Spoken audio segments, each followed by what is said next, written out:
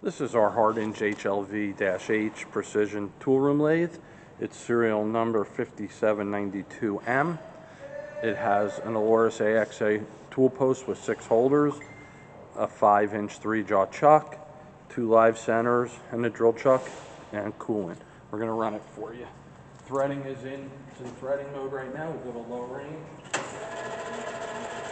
Engaging half nut. Changing direction.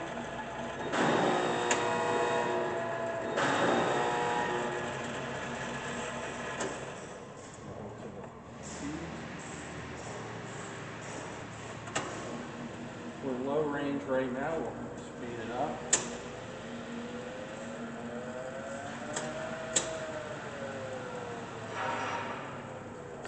Shifting the back.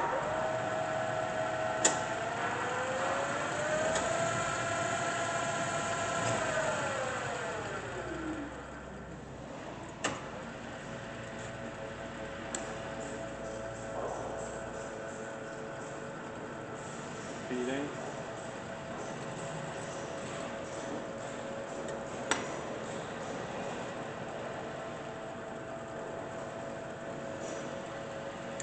Directions.